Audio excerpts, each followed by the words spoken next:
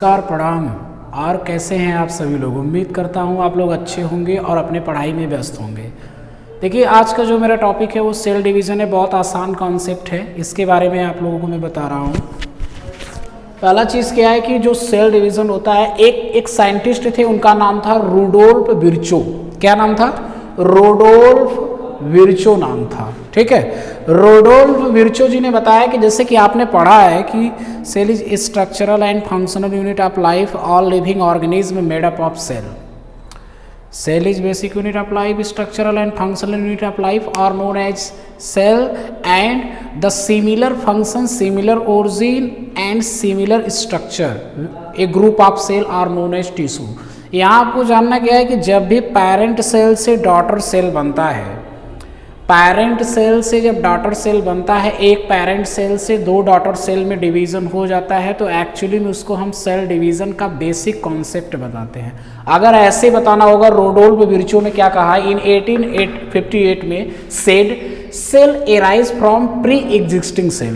पूर्ववर्ती कोशिकाओं से नई कोशिकाओं का निर्माण होता है। पूर्ववर्ती कोशिकाओं से नई कोशिकाओं का निर्माण होता है, प्री एग्जिस्टिंग सेल से न्यू सेल का फॉर्मेशन होता है। उसी स्टेज को सेल डिवीज़न बोला जाता है। सेल डिवीज़न का बेसिक कॉन्सेप्ट यही है कि जब भी पेरेंट सेल से डॉटर सेल का फॉर्मेशन होता है, ठीक है, पेरेंट सेल से डॉटर सेल का फॉर्मेशन होता है, वो सेल डिवीज़न का बेसिक कॉन्सेप्ट है। या पेरेंट सेल से टू डॉटर सेल का फॉर्मेशन होता है डिवीज़न के थ्रू, उसको बेसिक कॉन्सेप्ट के तौर पे हम कोशिका विभाजन या सेल डिवीज़न कहते हैं। आप देखिए, रुडोल्फ विर्चो ने बताया कि सेल एराइज फ्रॉम, उत्पन्न होता है प्री एग्जिस्टिंग सेल से। यानी सेल जो एग्जिस्ट होता है, प्री एग्जिस्ट होता है, वो एराइज होता है। ठीक है, वो कहाँ से होता है? प्री एग्जिस्टिंग सेल से होता है। ठीक है, तो ये कौन थे? रुडोल्फ विर्चो ने। कितने में? 1858 में। अब यहाँ से देखिए, सेल डिवीज़न जनरली आपके चाहे एनिमल हो चाहे वो आपके प्लांट सेल हो, दोनों में होना आपका जरूरी है, क्योंकि जो पादप कोशिका या जंतु कोशिका होता है उनमें सेल डिवीज़न होना बेहद जरूरी है। सेल डिवाइड नहीं करेगा तो ग्रोथ और डेवलपमेंट रुक जाता है। सवाल ये है कि जब आप सेल डिवीज़न पढ़ेंगे तो ये इसका प्रोसेस दो जगह से होता है। एक वेजिटेटिव सेल होता है, एक जर्मिनल या रिप्रोडक्टिव सेल होता है। जो वेजिटेटिव सेल होता है उनको हम सोमैटिक सेल भी कहते हैं, और जर्मिनल सेल को रिप्रोडक्टिव सेल भी कहते हैं। तो जो मियोसिस डिवीज़न होता है और जो रिडक्शनल डिवीज़न होता है वो हमेशा कहाँ पे होता है? रिप्रोडक्टिव सेल या जर्म सेल में होता है। लेकिन जो आपका वेजिटेटिव सेल में होने वाला डिवीज़न होता है, सेल डिवीज़न होता है, वो माइटोसिस होता है, चाहे वो प्लांट हो चाहे एनिमल हो।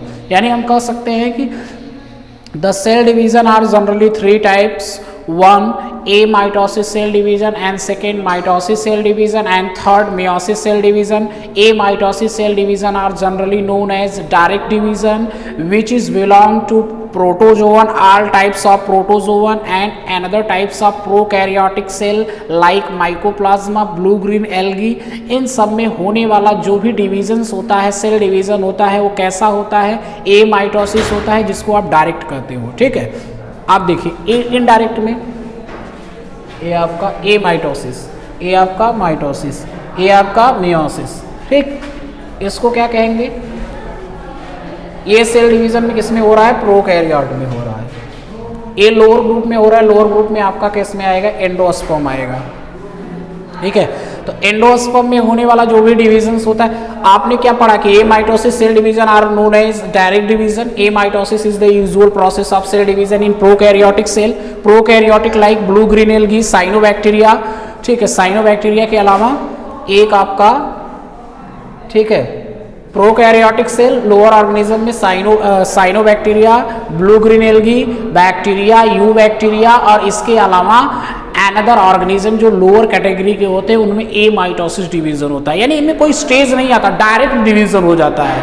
ठीक है, डायरेक्ट डिवीजन हो जाता है, चाहे इनमें फ्रेगमेंटेशन प्रोसेस हो रहा है, चाहे उसमें बाइनरी फिजन हो रहा है, द्विखंडन हो रहा है, तो चाहे बर्डिंग प्रोसेस हो रहा है, इनमें डायरेक्टली डिवीजन होता है जिसको आप ए माइटोसिस कहते हो। अब लोअर में तो आप प्रोटोजोआ भी बता सकते हैं, ऐसा बात नहीं, प्रोटोजोआ यूकैरियोट है, लेकिन आप लोअर में उसको भी बता सकते हैं। और प्रोटो जितने भी आपके प्रोकैरियोटिक आते हैं उनमें आपका ऐसा डिवीजन होता है।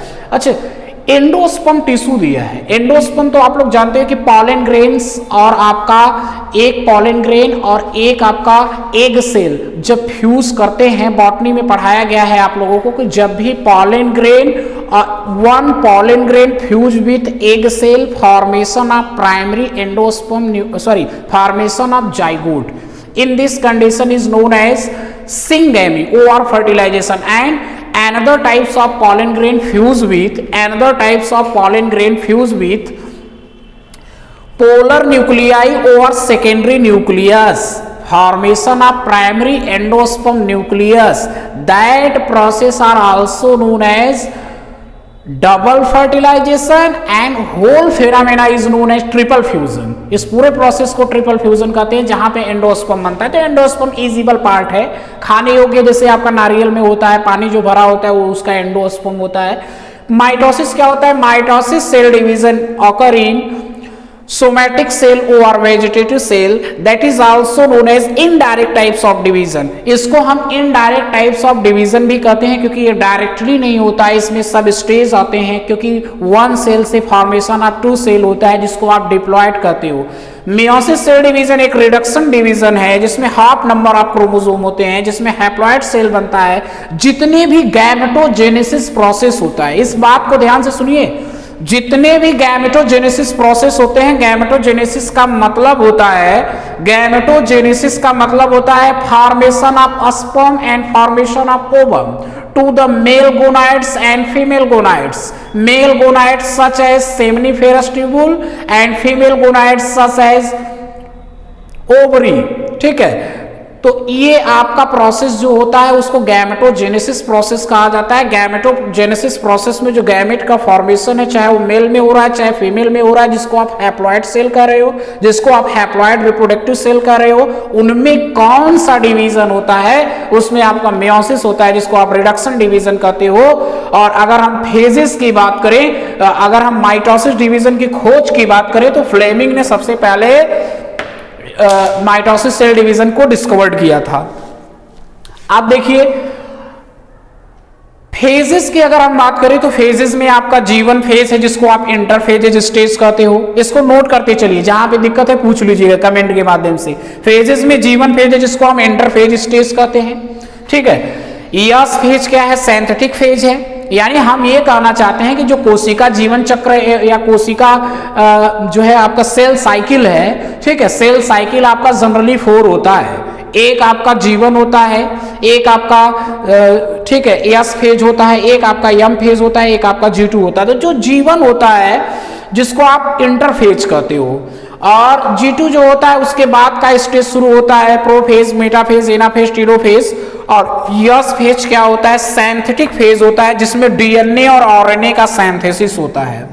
यानी अगर आप कभी कंपटीशन एग्जाम में पूछा जाए कौन सा सेल डिवीजन में आने वाला फेज होता है जिनमें आरएनए और डीएनए का सिंथेसिस होता है, उसका नाम क्या है? यस फेज है। ओके, अब आपको माइटोसिस में बताना है कि जो यम फेज है जिसको माइटोटिक या मियोटिक कहते हैं, मियोसिस कहते हैं, वो लॉन्गेस्ट स्टेज होता है। वो प्रोफेज फर्स्ट और मियोसिस फर्स्ट में आता है जिसको आप लॉन्गेस्ट फेज कहते हो, जिसमें लेप्टोटीन, जाइगोटीन, पैकेटीन, ठीक है, डिप्लोटीन और डाइकाइनेसिस होता है कि क्रोमोसोम कब धागे की तरफ पेयरिंग हो रहा है, कब वो जो है कियाजमेटा का फॉर्मेशन हो रहा है, कब उसका जो है क्रॉसिंग ओवर हो रहा है और जो है वो कियाजमेटा का फॉर्मेशन हो रहा है, सिनेप्टोनेमल कॉम्प्लेक्स का फॉर्मेशन हो रहा है। ये पूछा जाता है एग्जाम में। तो वैसे तो मैं ये पार्ट 1 में पढ़ाया हूँ, पार्ट 2 में आपको डिवीजन की स्टेप बताता रहूंगा। ठीक है, मैं आपको बेसिक कॉन्सेप्ट बताया हूँ, जहां पे कोई दिक्कत होगा पूछ लीजिएगा। ठीक है, जो आपका हिस्टोन प्रोटीन होता है, डीएनए में सिंथेसिस होता है, वो भी यस फेज में ही होता है। ठीक है, वो आपके यस फेज में ही होता है। तो जनरली जो आपके माइटोसिस स्टेज होता है, मेयोसिस स्टेज होता है, वो आपके हायर प्लांट और हायर एनिमल्स में ही होता है। क्योंकि लोअर में तो मैंने आपको बताया ही कि प्रोटोजोअन में है, अमीबा में है, पैरामीशियम में है, यूग्लिना में है, इन सब में होता है। और जितने भी आपके लोअर आपके प्लांट होते हैं, फंजाई, एल्गी होता है, ब्रायोफाइट्स होता है, उनमें आपका कौन सा डिविजन्स होते हैं, उनमें आपके जितने भी डिवीजन होते हैं वो ये माइटोसिस होते हैं, यानी डायरेक्ट डिवीजन होता है। उनमें भी बडिंग होता है, उनमें भी और भी प्रोसेस हो रहा है, लेकिन सब में क्या है कि उनमें डिवीजन डायरेक्ट हो जा रहा है, कोई स्टेज नहीं है, कोई सब स्टेज नहीं, कोई फेजेस नहीं है। ओके, तो उम्मीद करता हूं कि मेरा वीडियो ये सब समझ में आया होगा।